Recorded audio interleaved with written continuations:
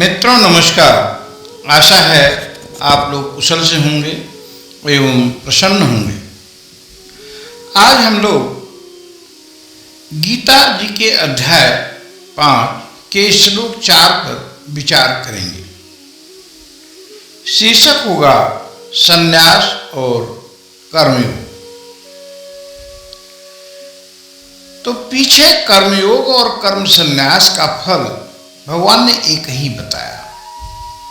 इस पर अध्याय 5 के 4वें श्लोक में कहते हैं, सांख्य योगो, सांख्य यानी कर्म संन्यास और कर्मयोग, पृथक बाला प्रवदंती, अलग अलग विरुद्ध फल देने वाला जो कहते हैं वे बालक बुद्धि वाले ही हैं। न पंडिता, विद्वान जन ऐसा नहीं कहते। जो ज्ञानी हैं वे दोनों का फल एक ही बताते हैं। कैसे? एकम अप्य, अर्थात एकम धन अपि, भाव है इन दोनों में से किसी एक में भी आश्रित सम्यक यानी ठीक से अनुष्ठान कर ले, उभयो बिंदते फलम, तो दोनों का फल पा लेगा। तो सबको एक साथ कहा जाए तो सांख्य में सन्यासी बन गए, कर्मों का त्याग कर दिया और एक निराकार ब्रह्म की उपासना की, इसका अनुष्ठान कर लिया, तब क्या फल होगा? परमात्म प्राप्ति अर्थात स्वानुभूति हो जाएगी। वहीं दूसरे ने कर्मयोग का अनुष्ठान किया। तो जाने ये कैसे करें? सारे कर्मों को करें पर अंदर से स्वयं को अकर्ता माने। कर्म जो भी करें उससे जनहित होगा ही तब करें। कर्म को परमात्मा कर्म समझ के करें। फल का त्याग कर दें यानी फल की इच्छा न करें। यहाँ यह शंका होती है कि परहित ही करेगा तो उसका परिवार कैसे चलेगा?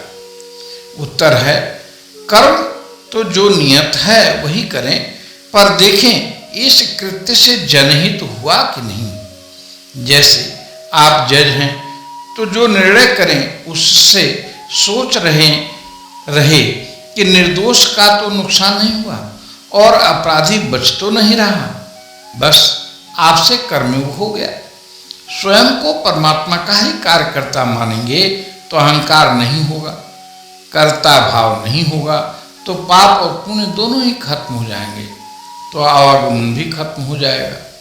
परिवार का पालन पोषण और अतिथि की सेवा भी होती रहेगी। तो दोनों में कर्मयोग का मार्ग सरल है। वहीं कर्म संन्यास में कितना भी कर्म न करने की सोचे, कर्म तो होगा ही। बिना कर्म के सन्यासी रह ही नहीं सकता। मन से सोचने का कर्म तो करेगा ही, और कर्म त्याग भी तो क्रिया ही है। तो उत्तम मार्ग कर्मयोग ही है। इस पर शिष्य ने गुरु से पूछा कि क्या कर्मयोग के बिना पारमार्थिक संन्यास कठिन है? गुरु ने कहा, हाँ, वह दुष्कर है। गीता के 6वें श्लोक में कहते हैं कि संन्यासस्तु महाबाहु दुख मातु मयोगतः योग युक्तो मुनिर्ब्रह्म न चिरीणाधिगच्छति। 5/6। इसे समझने के लिए एक उदाहरण लेते हैं।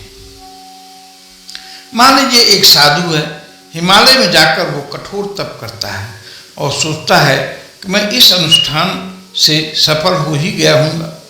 वह शहर में आता है, एक आदमी उसे गाली दे देता है। साधु क्रोध में आकर उसे लड़ लेते हैं। थोड़ी देर बाद उनको एहसास होता है कि मैं तो क्रोध जीत हुआ ही नहीं। वे एक मंदिर में ठहरे थे। भोग के फल और मिष्ठान देखा तो जी मचलने लगा। शिष्य फल और मिष्ठान मंगवाए और खा लिए। रात को स्वप्न में गुरु ने कहा कि तो तुमको क्रोध भी आया और रसना के बसी भी हो गए। कहने का भाव है कि हिमालय में जाने से इंद्रियां काबू में नहीं हुई। भगवान कहते हैं, क्रोध मुक्त हो, इंद्रिय जित हो, संसार में कमलवत रहें तो संसार में रहता हुआ व्यक्ति भी परम लक्ष्य को पालेगा। कर्मयोगी सदा सारे कर्म मेरे लिए करता है, वह मनमना हो जाता है। इससे उसका क्रोध आदि दोष स्वतः ही खत्म हो जाते हैं। संसार वह प्रयोगशाला है जहाँ हम स्वयं को टेस्ट करते हैं। तो हम अपनी वाणी को यहीं विश्राम देते हैं। आइए भगवान का नाम लेते हैं। हरि ही ओम तत्सत, हरि ही ओम तत्सत, हरि ही ओम तत्सत। आप सभी को बहुत बहुत प्रणाम।